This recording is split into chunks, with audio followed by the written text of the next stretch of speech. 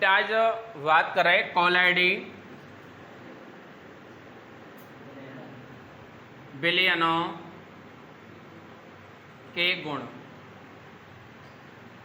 कोलैडी विलयनों के गुण देखिए मोस्टली दो प्रकार के होते हैं, भौतिक और रासायनिक। भौतिक गुण क्या होते हैं? भौतिक गुण क्या होते हैं हमारे, जिनकी पहचान हम ज्ञानेंद्रियों से करते हैं, यानी उसकी प्रकृति कैसी है, ठोस है, द्रव है या गैस है, उसका रंग कैसा है, उसकी जो विषमांगता है वो समांगी है या विषमांगी है, सभी क्या होते हैं? गुण, भौतिक गुण होते हैं। उनसे अलग गुण आता है हमारा एक नंबर 1 इसका अणु संख्य गुण। अणु संख्य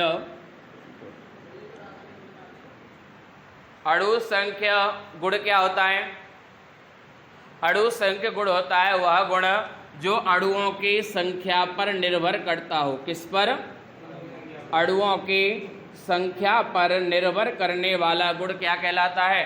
अणु संख्य गुण कहलाता है। और अणु संख्य गुण को हम सेकंड चैप्टर में भी पढ़ चुके हैं सॉल्यूशन में। वो हमने पढ़ा था क्वथनांक में उन्नयन। क्वथनांक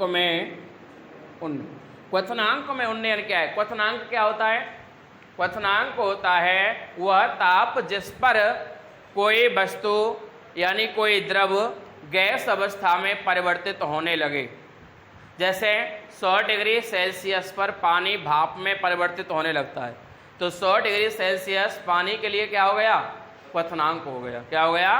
क्वथनांक क्या होता है? वह ताप जिस पर कोई द्रव गैस अवस्था में परिवर्तित होने लगे उसे क्या कहते हैं? क्वथनांक कहते हैं। क्वथनांक में क्या बात कर रहा है वो? उन्नयन। यानी क्वथनांक में किसी शुद्ध पदार्थ में हमने कोई विलय मिला दिया। हम पीछे सेकंड चैप्टर में पढ़ चुके हैं, कोई विलय मिला दिया। मान लो हम पानी को गर्म कर रहे हैं, अभी हमने पढ़ा कि पानी जो होता है वो 100 डिग्री सेल्सियस पर भाप में परिवर्तित होने लगता है। और यदि उसी पानी में कुछ चीनी मिला दें या नमक मिला दें तो वह पानी 100 डिग्री सेल्सियस पर परिवर्तित नहीं होगा। चाहे वो 101 पर हो, चाहे वो 102 पर हो, पर 100 पर नहीं होगा। उसके जो क्वथनांक है उसमें वृद्धि अवश्य हो जाएगी। और वृद्धि को क्या कहते हैं? उन्नयन। भाई आपने मैथ में पढ़ा हुआ 10th क्लास में, ऊंचाई दूरी में ऐसे करके एक ट्रायंगल बन गया और नीचे से जो कोण ऊपर की ओर जाता है उसे उन्नयन कोण कहते हैं, और जो कोण ऊपर से नीचे की ओर आता है इसको अवनमन कहते हैं। ठीक है, तो अवनमन क्या है? कोण में कमी होती है। और ऐसे यहाँ क्या हो जाएगी? मान में कमी। जैसे हिमांक में अवनमन। हिमांक क्या होता है? हिमांक होता है वह ताप जिस पर कोई द्रव ठोस अवस्था में परिवर्तित होने लगे, यानी पानी से बर्फ का जमना। जिस तापमान पर पानी जमना शुरू हो जाए वो क्या कहलाता है? हिमांक कहलाता है। और मैंने वही बात, सेम यही वाली बात जो क्वथनांक में थी। मानो जो जल है, जो जल होता है वो 0 डिग्री सेल्सियस पर जम जाता है पूर्ण रूप से। वैसे वो 4 डिग्री सेल्सियस पर ही जमना शुरू हो जाता है, पर पूर्ण रूप से 0 डिग्री सेल्सियस पर जम जाता है। और यदि उसमें कोई अन्य पदार्थ मिला दिया जाए, दूध मिला दें, चीनी डाल दें, नमक डाल दें, कुछ भी मिला दें, पानी के अलावा कोई अन्य पदार्थ डाल दें, तो वो नेगेटिव पर जाकर के जमेगा, यानी -1 पर या -2 पर या -3 पर। तो वो क्या हो गया? हिमांक में अवनमन। यानी हिमांक जो मान था उसका, उसमें क्या हो गया? कमी हो गई। और वही कमी क्या कहलाती है? हिमांक में। ये सभी क्या है? अणु संख्य गुण हैं। क्या है? अणु संख्य गुण। अब बात करते हैं नंबर 2 आता है ब्राउनी गति या गतिज गुण या ब्राउनी गति। देखिए गतिज गुण, ये तो सीधी सी बात है, जैसा कि नाम है गति गुण, यानी जो गति के गुण होते हैं वही क्या कहलाते हैं? गतिज गुण कहलाते हैं। तो कोलैडी कणों की गति क्या होती है? सबसे पहले वैज्ञानिक थे रॉबर्ट ब्राउन।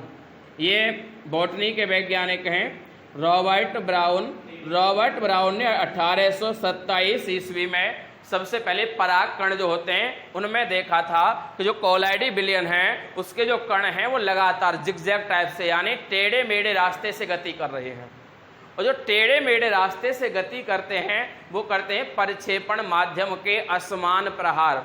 यानी उसका प्रहार, भाई हम एक गाड़ी चला रहे हैं, ठीक है, अब गाड़ी में हमने तेज धक्का मारेंगे तो गाड़ी तेज चलेगी, ठीक है ना, और धीमे से धक्का मारेंगे तो गाड़ी धीमी चलेगी। भाई जैसा उस पर हम प्रहार करेंगे उसकी गति वैसी ही होगी। तो ऐसे ही विलयन में जो परिक्षेपण माध्यम होता है उसकी गति होती है असमान। कैसी होती है?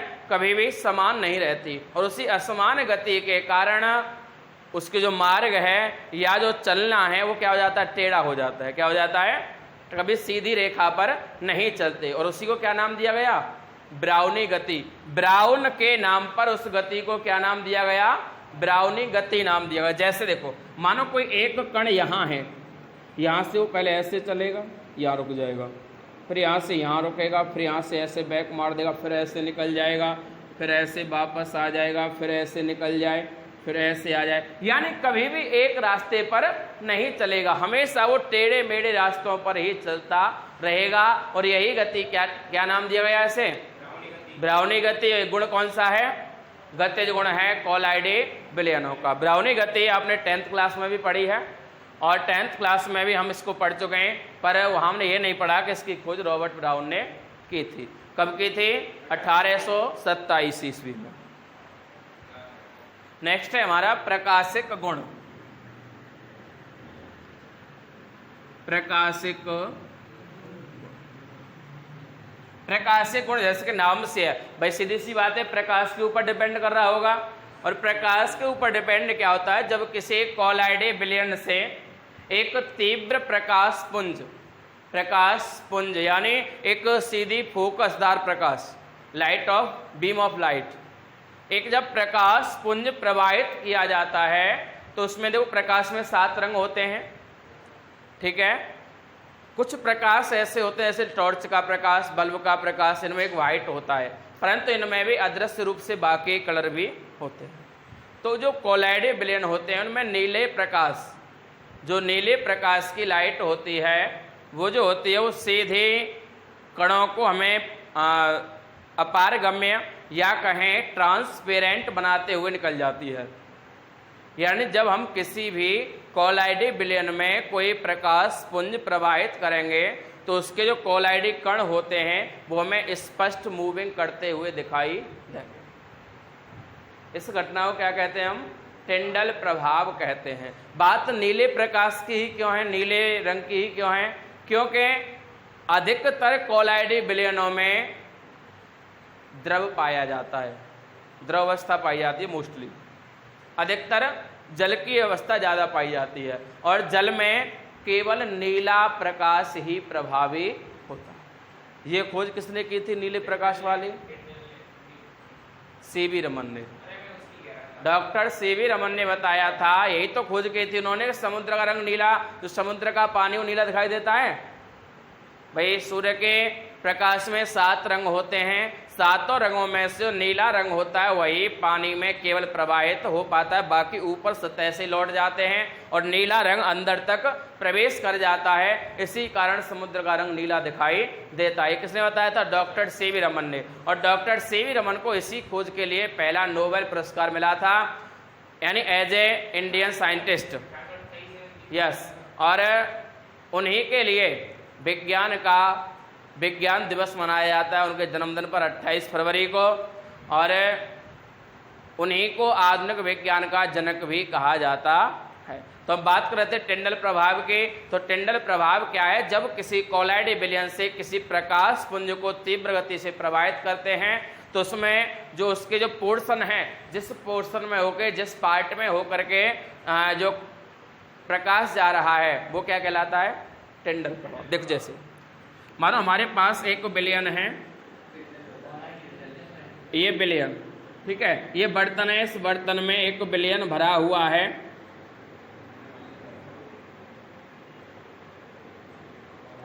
अब यहां हम मानो एक लाइट लगा दें, एक फोकस लगा दें, और वो फोकस कैसे जाएगी इसमें होकर के? ऐसे, ठीक है। तो यहां हमें बहुत सारे छोटे छोटे कण दिखाई देंगे, और इसी को हम क्या कहेंगे? टिंडल प्रभाव। इसको छोड़िए, मैं एक और एग्जाम्पल देता हूँ। मान लीजिए आपने कभी घर में जंगला से आते हुए प्रकाश देखा है। अब वो जब जंगला से प्रकाश एक सीधी दीवार पर पड़ता है तो वहाँ एक फोकस सी बन जाती है, एक बीम बन जाता है। और उसमें बहुत सारे कण मूविंग करते हुए दिखाई देते हैं। या कभी हम पेड़ के नीचे बैठे हों तो जो पेड़ के झरोके होते हैं, जो बीच में खाली जगह होती है पत्तों के बीच में, उनमें से एक ऐसे किरण सी बन के आती है और उस पर भी क्या होता है, धूल के कण उड़ते हुए दिखाई देते हैं। वो भी क्या है, एक टिंडल प्रभाव है। हम रात्रि में किसी खाली मैदान में टॉर्च लगाएं तो हमें दिखेगा कि टॉर्च की एक फोकस सी बन जाती है, वो भी क्या है, टिंडल प्रभाव है। क्योंकि वो फोकस किसके कारण बनती है, भाई वातावरण में भी तो कण होते हैं। हम कहीं भी आपने टिंडल प्रभाव का अनुभव करें, घर पे जहां भी विंडो हो, विंडो में सीधा सूर्य का प्रकाश पड़ रहा हो तो उसमें से ऐसे करके एक बीम बन जाता है, एक प्रकाश पुंज बन जाता है और उस पर हमें धूल के कण उड़ते हुए दिखाई देते हैं। तो इससे प्रतीत होता है कि सारे वायुमंडल में प्रकाश के जो धूल के कण हैं वो उड़ते रहते हैं, परंतु हमें दिखाई कहाँ देते हैं, जहाँ प्रकाश पुंज बनता है वहीं पर दिखाई देते हैं, बाकी स्थानों पर दिखाई नहीं देते, क्योंकि वो अत्यंत सूक्ष्म होते हैं, अत्यंत सूक्ष्म होते हैं। और दूसरा कारण एक और है, एक आपने पढ़ा होगा पीछे, जो प्रकाश होता है वो सूर्य का प्रकाश जमीन तक कैसे आता है, पृथ्वी तक कैसे पहुंचता है, तो वो धूल के कणों के माध्यम से ही पहुंचता है। जो कण वायुमंडल में उपस्थित रहते हैं परंतु अत्यंत सूक्ष्म होने के कारण हमें दिखाई नहीं देते। और एक और चीज देखो, जब कभी सुबह बहुत जल्दी अर्ली मॉर्निंग में या फिर लेट इवनिंग, शाम के समय जब सूर्य छुप रहा हो या फिर निकल रहा हो, तो थोड़े से उसके ऊपर जब बादल आ जाते हैं तो सूर्य, और थोड़ा सा सूर्य दिखाई दे रहा हो तो उसकी किरण ऐसे भागती हुई दिखाई देती हैं, वो भी क्या है, टिंडल प्रभाव का उदाहरण है। तो ये क्या होता है, हमारा प्रकाशिक गुण भी होता है और टिंडल प्रभाव भी होता है। देखिए आगे आता है हमारा वैद्युत कण संचलन। वैद्युत कण संचलन, वैद्युत कण संचलन क्या है, यानी वैद्युत क्षेत्र के प्रभाव में आकर, वैद्युत क्षेत्र के प्रभाव में आकर एक इलेक्ट्रोड विशेष की ओर कोलाइडी कणों का जाना या गति करना क्या कहलाता है, वैद्युत कण संचलन। अब वैद्युत क्षेत्र क्या हो गया, भाई जहां पर वैद्युत क्षेत्र होगा वहां पर दो आवेश जरूर होंगे, धनावेश और ऋणावेश, पॉजिटिव पॉइंट और नेगेटिव पॉइंट। अब क्या होगा भाई, यहां पर मानो हमारा एक गुण आता है इसका वैद्युत गुण। वैद्युत गुण क्या कहता है, वैद्युत गुण कहता है कि जो परिक्षिप्त प्रावस्था होती है, परिक्षिप्त प्रावस्था, और एक होता है परिक्षेपण माध्यम। परिक्षिप्त प्रावस्था का यानी विलय जैसा कण, यानी जो कोलाइडी कण है, कोलाइडी कणों का सभी का आवेश समान होगा। क्या होगा, आवेश समान होगा, इसका भी विपरीत आवेश समान होगा। क्या होगा, विपरीत आवेश समान। ये गुण क्या है, वैद्युत गुण। कैसे समझिए, मानो यदि परिक्षिप्त प्रावस्था पॉजिटिव है तो परिक्षेपण माध्यम नेगेटिव होगा, परंतु होगा कैसा, समान किसमें, मात्रा में। यदि इस पर 20 वोल्ट हैं तो इस पर भी 20 ही वोल्ट होंगे, परंतु किसके, अपोजिट। ये पॉजिटिव तो ये नेगेटिव और ये नेगेटिव तो ये पॉजिटिव, परंतु आवेश क्या होगा, समान। जितना इस पे नेगेटिव होगा उतना इस पे पॉजिटिव होगा। ये क्या, इसका वैद्युत गुण कहलाता है। अब देखिए समान आवेश, अब वैद्युत क्षेत्र के प्रभाव में कोलाइडी कणों का गमन करना एक विशेष इलेक्ट्रोड की ओर। इलेक्ट्रोड क्या होता है, इलेक्ट्रोड होता है जब किसी धातु की छड़ को उसी धातु के विलयन में डुबोया जाता है तो आवेशित होने लगती है, और उसी को क्या कहते हैं, हम इलेक्ट्रोड कहते हैं। तो इलेक्ट्रोड की ओर गमन करना क्या कहलाता है, वैद्युत कण संचलन। समझ लीजिए, यानी ये क्या है, एक सामान्य भाषा में कहें तो जो पॉजिटिव कण होते हैं वो नेगेटिव की ओर गति करते हैं और जो नेगेटिव होते हैं वो पॉजिटिव की ओर गति करते हैं, यानी विपरीत आवेश की ओर गति करना ही क्या कहलाता है? वैद्युत कण संचलन कहलाता है। सामान्य भाषा में कहते हैं विपरीत आयनों की ओर गति करना, कोलाइडी कणों का विपरीत आयनों की ओर गति करना क्या कहलाता है? वैद्युत कण संचलन कहलाता है। यदि कण नेगेटिव हैं तो पॉजिटिव की ओर गति करेंगे, और यदि कण पॉजिटिव हैं तो नेगेटिव की ओर गति करेंगे। अब बात करते हैं, नेक्स्ट टॉपिक है हमारा स्कंदन। स्कंदन या फ्लोकुलेशन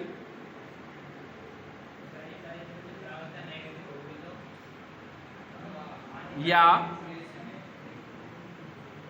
कोलाइडी विलयनों का अवक्षेपण।